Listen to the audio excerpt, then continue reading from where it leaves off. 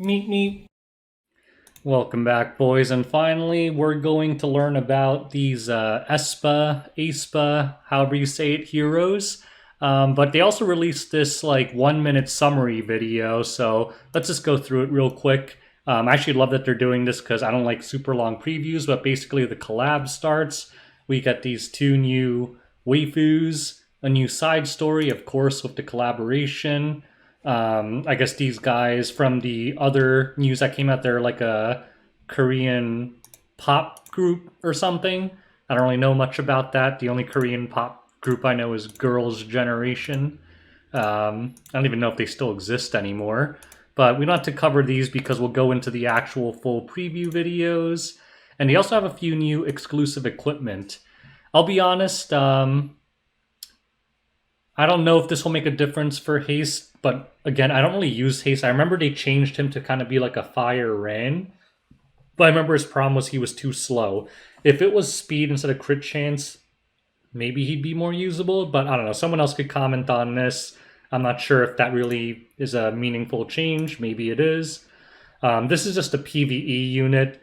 I don't think that any of these things will make her usable in PvP. In fact, I highly doubt it. I guess it'll just make her even better at PvE. I mean, she's really good at one of the expeditions. That's about all I know that she's used for. So for PvP, I think this is pretty meaningless. And this one I'm surprised by, but as you guys know, Ace is one of my favorite heroes, so I think this is a big buff. I don't actually think he needed it, though. That's the funny thing. But realistically, I will opt for probably the skill 3 one. Unfortunately, the thing is just effectiveness, but it makes sense because no one builds ACID with effectiveness. And even 16 should be enough to get around like the random 20, 30 ER that people just have on gear by mistake. So I'll probably do the S3 one. The S2 one's okay. The S1 one, I don't really know if that interests me in any way. You could change your lobbies, so you could put like heroes as your background or something. And the banners will be crowd. Pretty much everyone has them ready. And then right away we'll get Aespa Winter and her artifact. And then a week later we'll get Ningning. Okay. And then also we start being able to pull for Zio, who I just recently fought because I'm trying to farm my way up to getting Aiden. This guy was actually pretty jacked in the story. And this is the coin shop rotation. I actually don't have Blood Moon Haste. He's the only hero I'm missing, but I'll probably get it from that ML selector thing.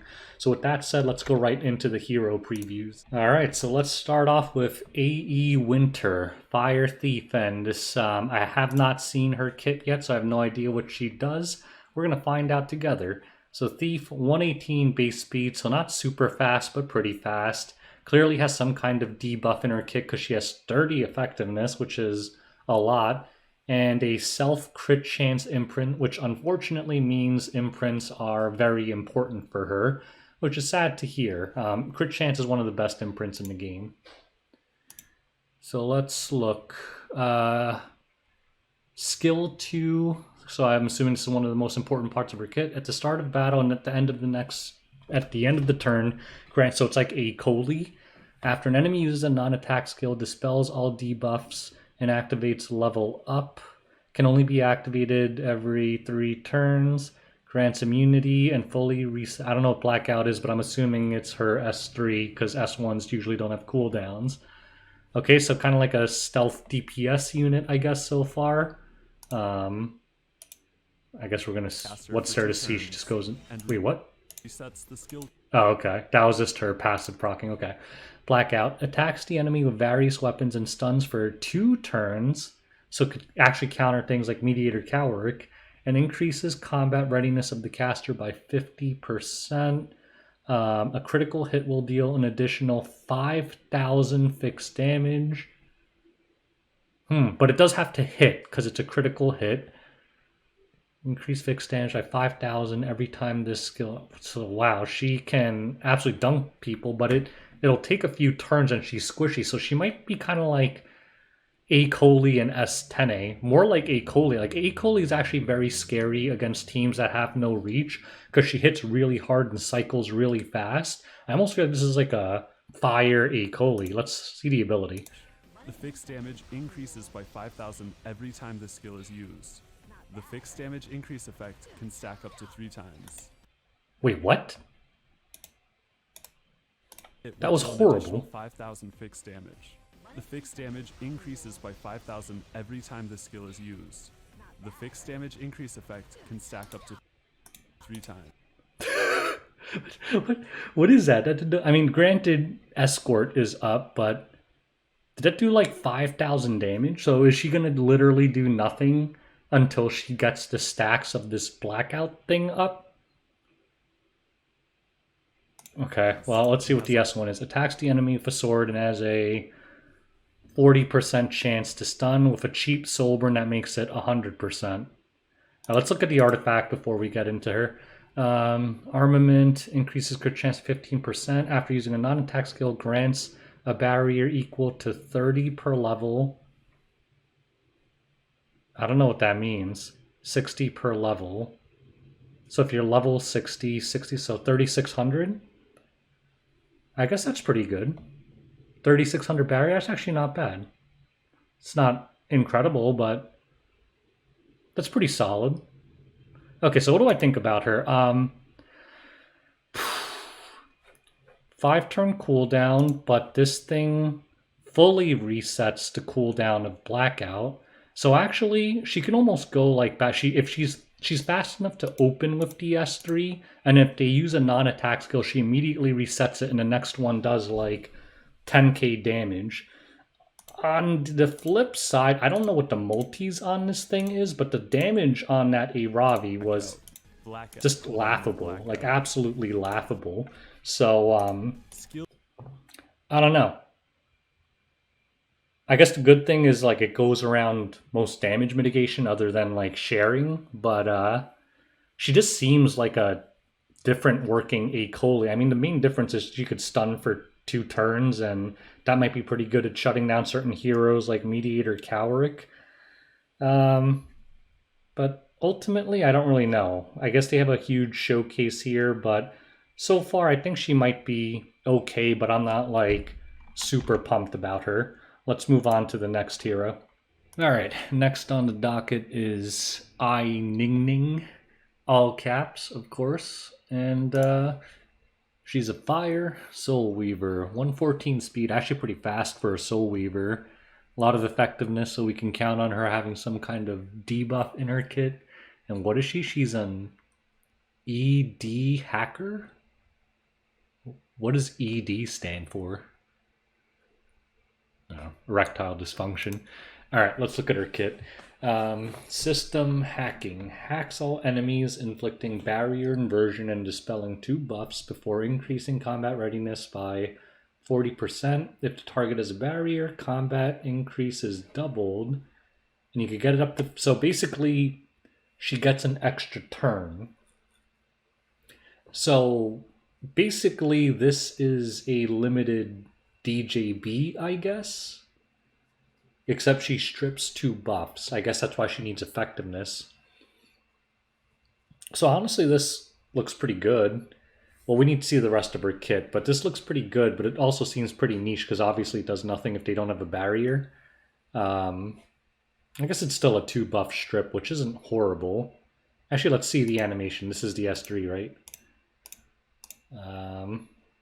We gotta go to the beginning. Before increasing combat readiness of the caster by up to 50%.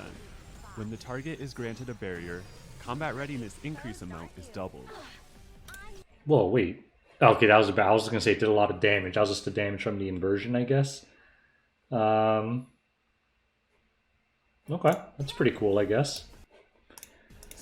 S2 attacks the enemy, decreasing combat readiness by 30%, increase attack of the ally except for the caster with highest attack for 2 turns, and increases combat readiness by 30%.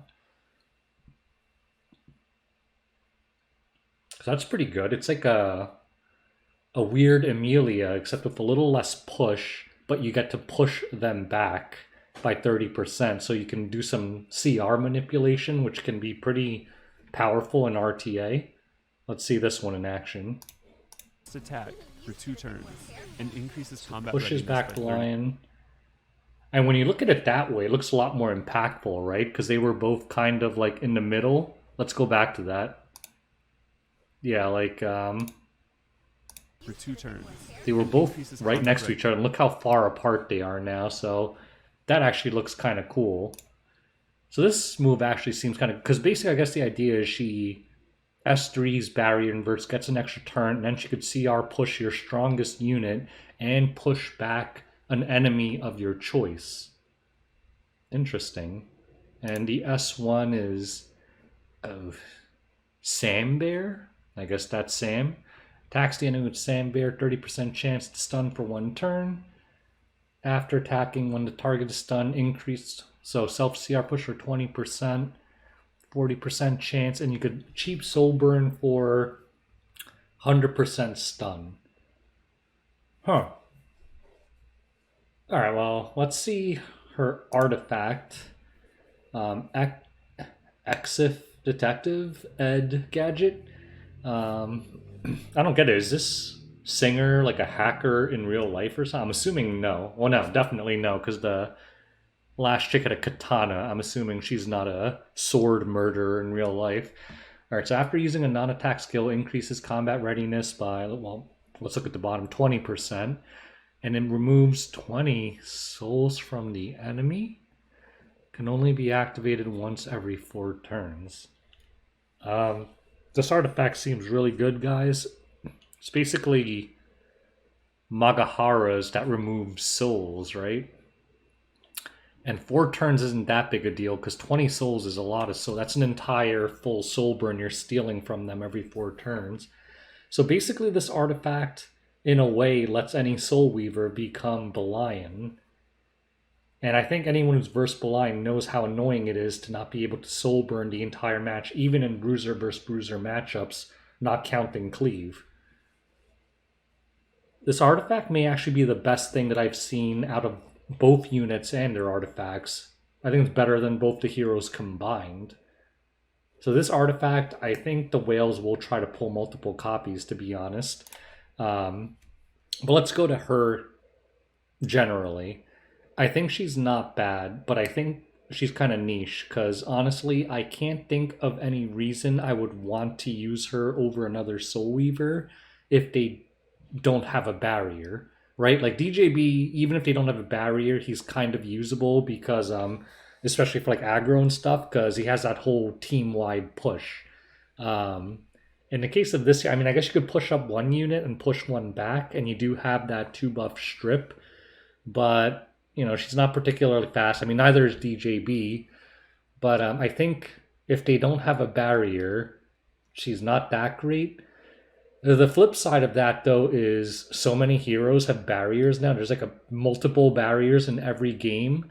So she might actually end up being quite good because, you know, like A-Raz, Diene, Amelia, Rowana has a barrier. Like everything just barrier stuff now. So I actually think this hero might be pretty good. Interestingly, she has no heals or cleanse in her kit, though, which is kind of like, because Amelia, you know, she's offensive, but she also has a heal. It's not a huge heal, but she has heals, and she could also cleanse. I think cleansing is definitely a very important thing for a Soul Weaver. I mean, Diene doesn't have a heal either, but she can cleanse, and almost all of them are on, like, Rod or something. I guess you could put Rod on this hero as well, but because... Actually, no, you can't really have Rod on her, because her moves are all attacks. I guess you have to use Celestine on her.